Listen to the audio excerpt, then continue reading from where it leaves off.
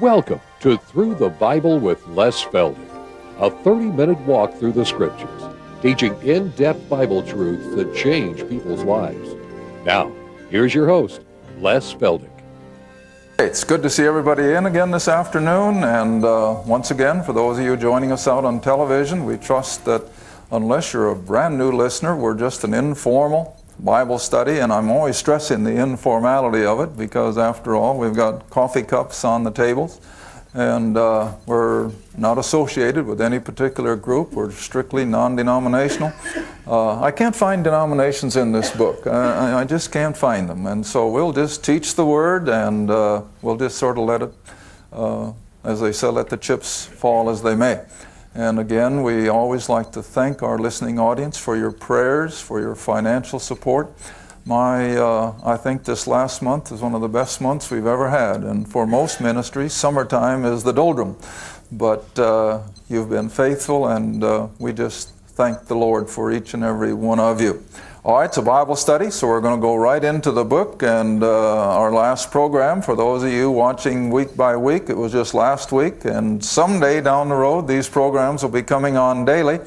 And then it'll be yesterday's program that we're following. But anyway, our last program was in Hebrews chapter 11, and we left off with verse 23 with the review of the faith of Moses. And remember that Hebrews chapter 11 is a chapter that just simply reminds us of a faith of all the Old Testament patriarchs. Now, over the months that we've been teaching Hebrews, I've been constantly reminding all of us, myself included, that the book of Hebrews, of course, is written to Jewish people who were primarily being plagued with the dilemma of coming out of Judaism and all of its law-keeping and stepping into Paul's doctrines of grace. And we compare it with cult people today. It is hard for someone who has had these things drummed into them for years and years and years to finally just make the break and pull away from it and not be drawn back. Well, the Jewish people were under the same kind of a dilemma. Judaism was just pulling them back. Now, you want to remember that when Hebrews was written, the temple is still operating. Jerusalem hasn't been destroyed.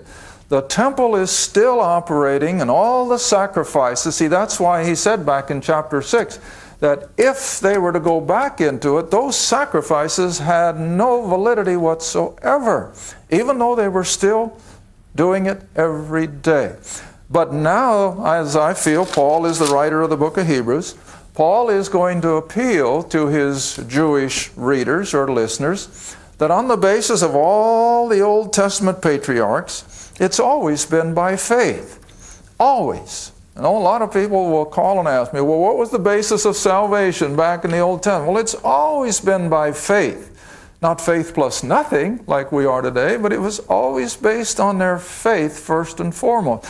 And so this great chapter 11 is a review of the faith of these Old Testament people by which we learn. Now, I think before I even go any further, honey, let's flip back to Romans chapter 15. And I like to use these verses just to show that we cannot come into some of these Old Testament portions or into a book like Hebrews, and it'll be the same thing with the coming little epistles that we'll be looking at in the days ahead. The epistles of James and Peter and John, they too are all predominantly Jewish. And you can't go into one of those letters and find the plan of salvation and lead someone to the Lord. It's next to impossible because it's not in there. And as I've said from day one, the plan of salvation isn't in the book of Hebrews. It's not in the Old Testament. You have to go to Paul to find that. But look what Paul says in Romans chapter 15, and I think I want verse 4, if I'm not mistaken. Yeah, Romans 15, verse 4. And this is the whole crux of the idea. This is the heart of why we study all of the Scripture, even though we pick up our basic doctrines from Paul. We learn, all right? Verse 4 of Romans 15, for whatsoever things were written aforetime, Old Testament, They were written for our learning. See?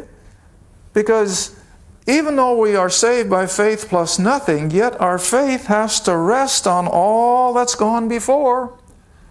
And so, in order to have a good understanding of what you believe, you have to go back to the beginnings and see how all of this has progressed up through human history.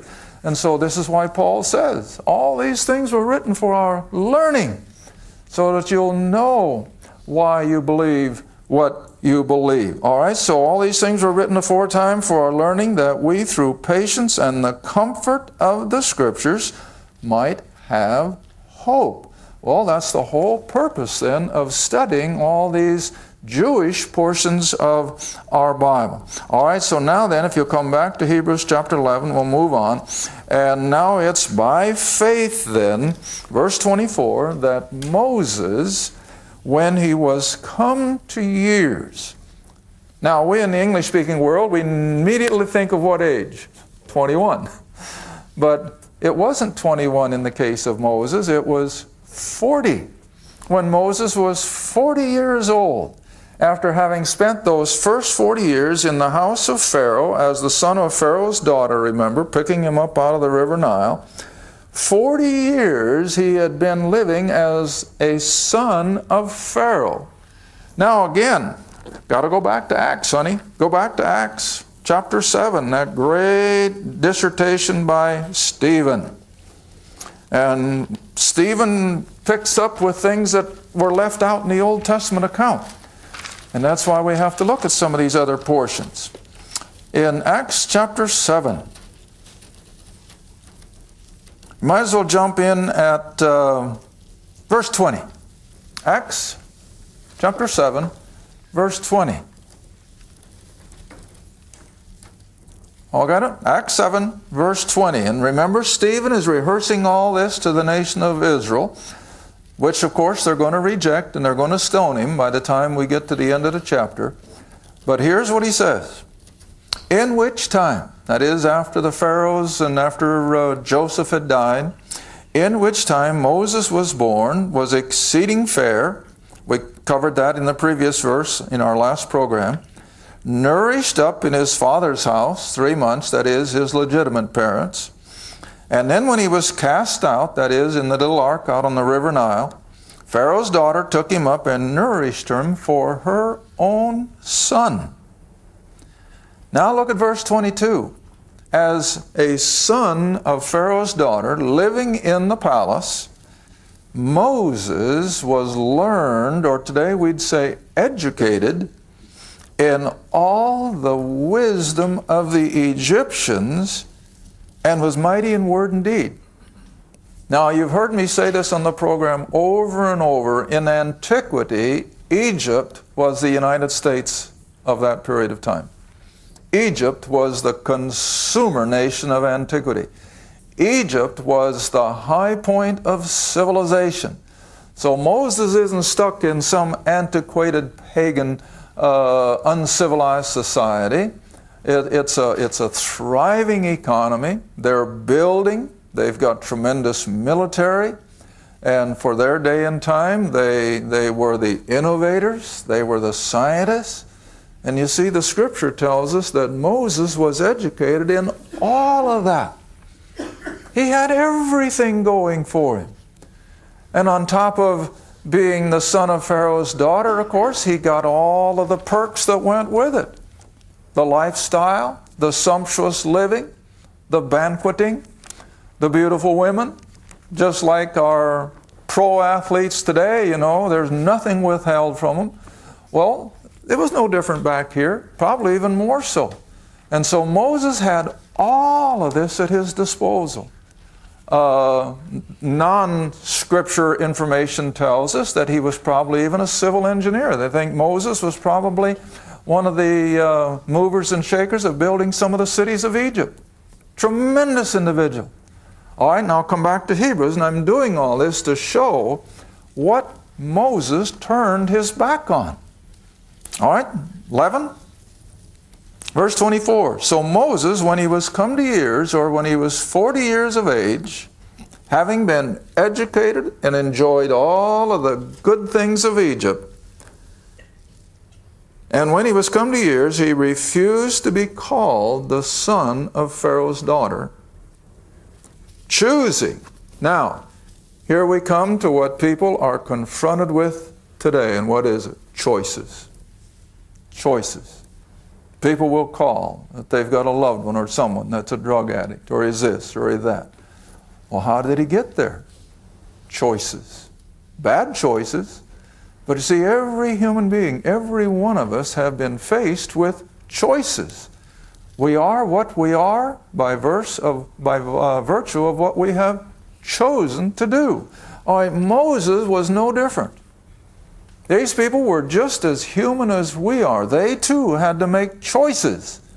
And so Moses makes the choice now, in spite of all that's going for it. The sumptuous living, his clout, his power, politically, militarily, business. He had it all.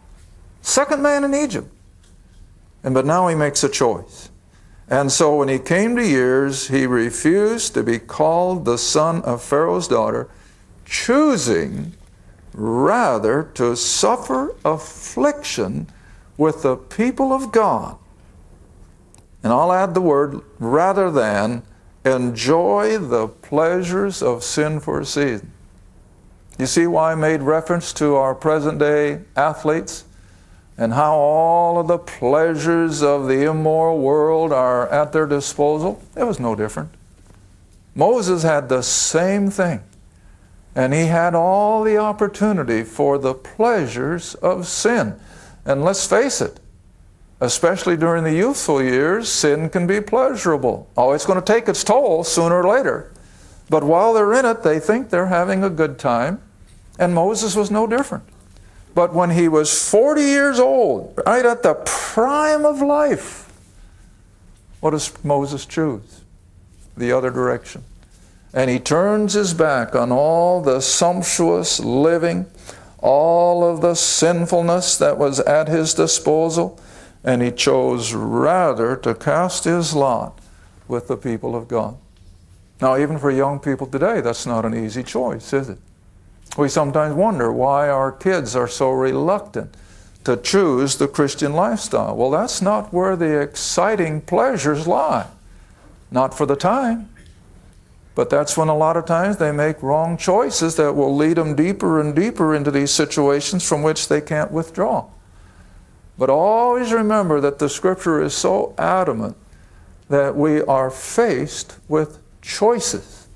And Moses here is the perfect example that he chose of his own volition by, of course, God's leading, but he chose to suffer the affliction of the people of God rather than to enjoy the pleasures of sin in Pharaoh's household for a season. Now there again, I suppose I could go 10, 15 minutes on just those three words, for a season. What does that tell you?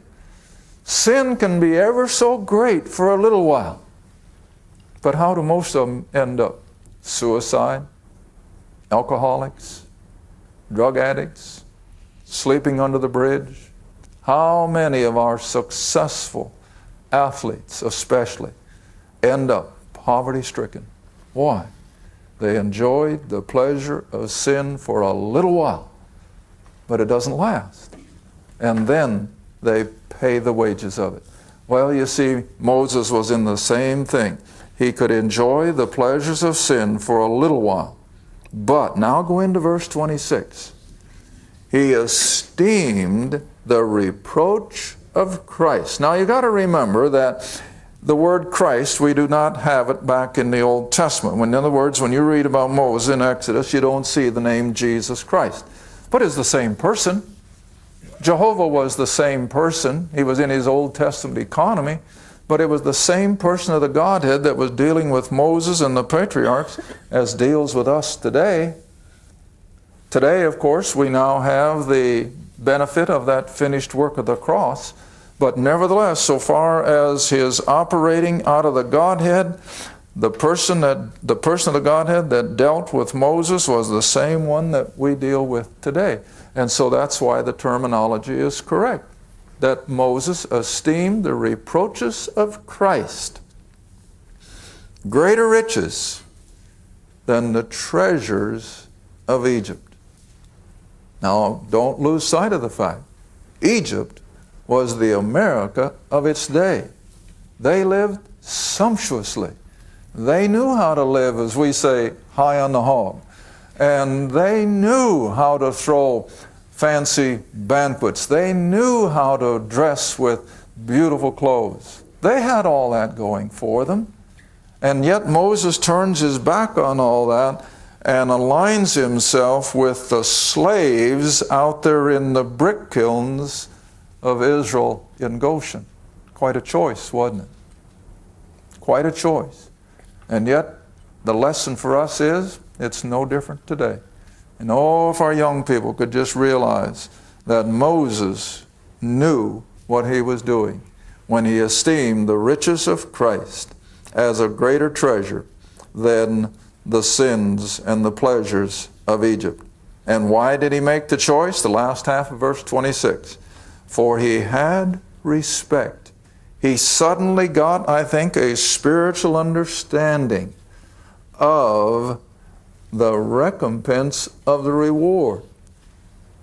Now you want to remember that for the pleasures of sin, even if they could enjoy it to the full, up until the end of a normal lifespan, we'll even go on up into the 80s and 90s. What if we could enjoy all those youthful pleasures all the way up until we died? What is it compared to eternity? Nothing. Nothing. It's just a blink of the eye compared to eternity. You know, I made the comment several months ago, I guess, on one of the programs that I had read the back of a t-shirt, and that was a t-shirt I wish more people would wear. And it said, eternity. Have you thought about it? Well, someone turned right around and made a lapel button out of that very same thing, and we got a few in the mail the other day. And would to God that more people would consider eternity. That's forever. And for the believer, it's going to be enjoying all the rewards of our right choices, not just for a lifetime, forever. But on the other hand, for the lost person who has chosen wrong, he's going to suffer the ramifications of that forever. Eternity is forever. I think it came up in one of our Friday night classes here in Tulsa. And someone came up with the answer, and I'm not sure who it was, so I'm not going to give credit to anybody, but it wasn't me. But somebody came up with the answer. How long is eternity? As long as God lives. Isn't that what it was, Dwight? Yeah. As long as God lives. That's eternity. And he's from eternity past to eternity future. Now that's beyond our human comprehension. But this is what Moses considered. Moses considered that these pleasures of Egypt for a little while were nothing compared to the rewards of eternity. And oh, if we could only just get this across to people. Stop and think. It's not just for a few years, not even for a few hundred years. It's for forever. All right, let's move on. I want to get through with Hebrews. I think maybe some people are just anxious that they can say, well, he's out of Hebrews finally. So we'll keep moving. All right, so verse 27. By faith, he forsook Egypt. What does that tell you? Moses didn't just take off blindly. Moses just didn't take out into the wilderness wondering what was going to be his lot. Moses knew that God was in control. Now, I think I made the comment in our last program, just before we closed, that they didn't have any written Bible in those days. He didn't have the written Word to depend on like we do. So how did these people keep the faith generation by generation? By the word of mouth. They passed it on to their kids. And that's, I think, the statement I made in our closing remarks in our last program. That's where we have failed. We haven't passed it on to our younger generation. And so now we're living in a society where most kids don't even know anything of the Scripture. It's just mind-boggling of how ignorant most of our younger people are of Scripture. They can't tell a Bible verse from a sentence from a poem. Iris can tell you that. Years back, she went into a card shop and asked the young lady behind the counter to help her find a card with a Bible verse. And what do you suppose she came up with? What was it, honey? God bless you? Something like that? It wasn't a Bible verse. But she thought it was. That's pitiful. But anyway, Moses left Egypt knowing by faith that he was under God's control. Now, of course, the circumstances were less than perfect, because you remember he had killed the Egyptian, and because of that he had to flee. But nevertheless, by faith, he left Egypt, not fearing the wrath of the king, who of course put a price on Moses' head. For he endured as seeing him who is invisible. What does that tell you? What kept Moses going was his faith in the invisible God. And he never lost that. All right? Verse 28. Through faith, he kept the Passover. Now, of course, as Scripture does so often, we skip 40 years. Because 40 years have gone by from the time that Moses flees from Egypt, goes to the backside of the desert, remember, and herds sheep for 40 years, and then one day saw the burning bush. Now that's all been skipped here in the verses in Hebrews. Well, after he stopped to see the burning bush, it was God speaking. You know the account. And how the Lord told him that now it was time to go back into Egypt and to lead the children of Israel out of Egypt. Now, if you know your Old Testament at all, I hope you realize that that in itself was not a shock to Moses to lead Israel out of Egypt, because that's what he wanted to do in the first place. That's why he went out to the children of Israel when he killed the Egyptian. And again, that's in Acts, I think. Let's go back there again, because Acts chapter 7 just fills in so many of the details that the Old Testament doesn't give us. Acts chapter 7. Let's start at verse 23 this time. Acts 27, jumping in at verse 23. And when he was, this speaking of Moses now in Egypt, and when he was a full 40 years old, it came into his heart to visit his brethren, the children of Israel. And seeing one of them, an Israelite, suffer wrong, he defended him and avenged him who was oppressed, and he smote or killed the Egyptian. I don't think he intended to murder him. He probably just hit him harder than he intended to, and he killed him. All right? Now verse 25. Here's what I want you to see. This is what Moses was thinking when he turned his back on Egypt and went out to the children of Israel. This is what was on his mind.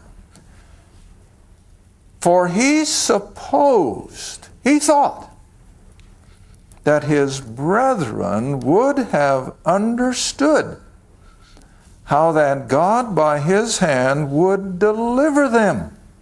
But they understood not. So what did Moses really have on his mind when he went out to visit the children of Israel? That he was going to start the ball rolling to move the nation of Israel out of Egypt and back to the promised land, because that was all handed down by faith, you see. But the whole problem was it wasn't in God's timing. Moses was hoping to do it under his own power, because of his own ability, his own political situation, instead of waiting for God. But 40 years later, now God can call him aside at the burning bush and say, all right, Moses, now I'm ready to have you lead the children of Israel out of Egypt. And so all of this was still based on the man's faith. All right, so come back to verse 28 of chapter 11 again.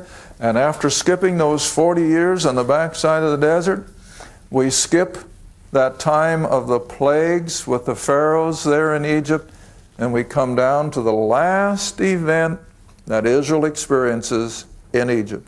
And what is it? The night of the Passover. The night of the Passover. when the blood was applied to the doorposts and the death angel passed over. All right? So verse 28, through faith, taking God at His word, He kept the Passover. See? He kept the Passover.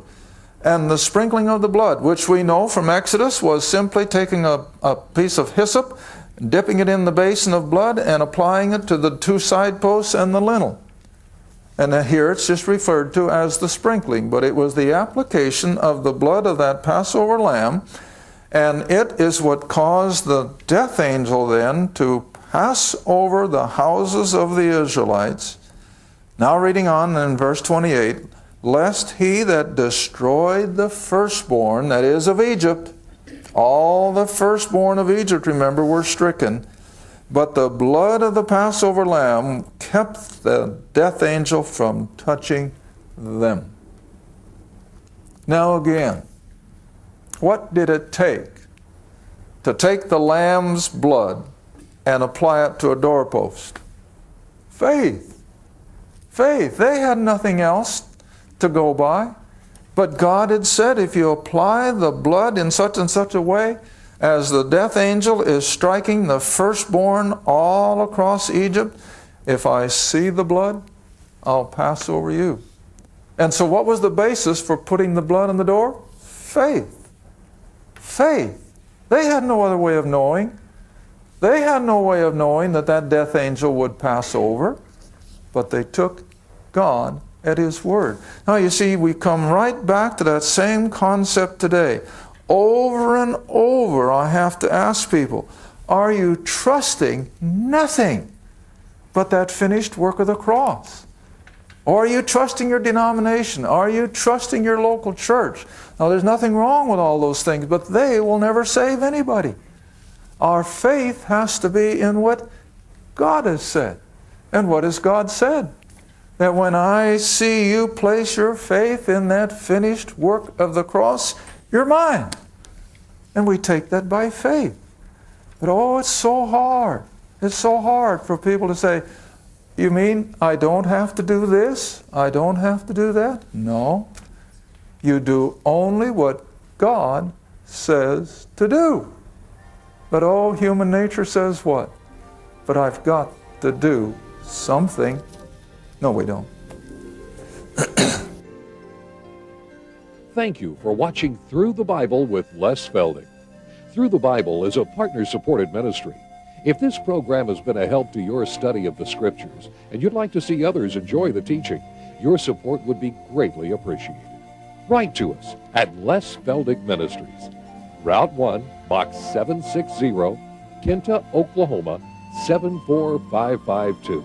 Or call 1-800-369-7856. Remember, all programs are available in printed form, audio cassette, and videotape. Be sure to tune in next time to Through the Bible with Les Feldick.